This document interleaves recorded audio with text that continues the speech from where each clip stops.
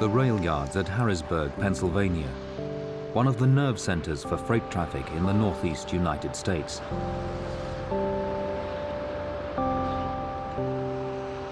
Dozens of huge trains are dispatched from here each day, 2 or more locomotives dragging upwards of 150 freight cars behind them. But once a train has picked up speed, it can take more than a mile to bring it to a stop. Signals are spaced far apart, with these stopping distances in mind. On September the 29th, 1997, this signal was set to warn of a train which had stopped 2 miles ahead.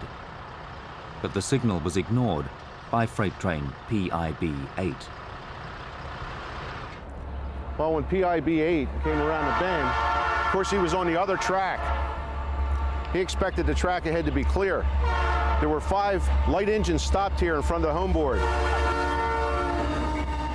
The engineer cried out, "Train ahead," and threw his train into emergency. By the time he put his train in emergency and the brakes to apply, there wasn't very much time at all. Freight cars spilled thousands of tons of grain across the tracks. Massive compression forces catapulted them off the track like dominoes falling, and they were back and forth across the rail into a pile of about 15 cars. The conductor of train PIB-8 was killed, but the driver survived.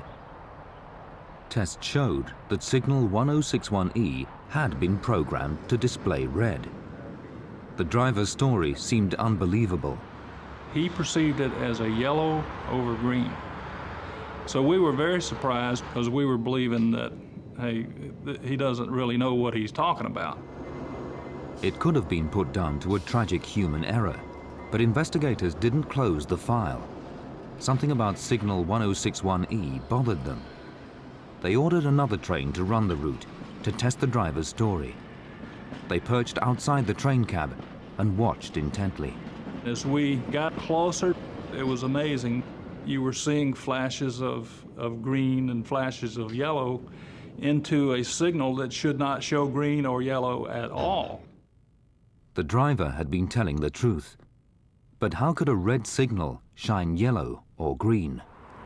Now, at the time of the accident, the sun was low in the horizon, and that glare from the outer white lenses made reading that signal nearly impossible. Compounding the problem, the lower signal had rust deposits inside between the outer and inner lens. That rust probably was caused by water filling and draining over a period of a year, 2 years. That rust, when the sun shined onto the lens, turned from red to yellow.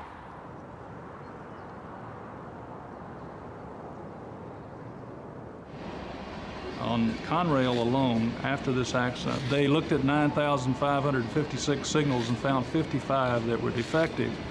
They changed the mastic that they use to seal the signal lights to ensure that they don't have any leakage of water in them. That's the way that they go about preventing phantom signals.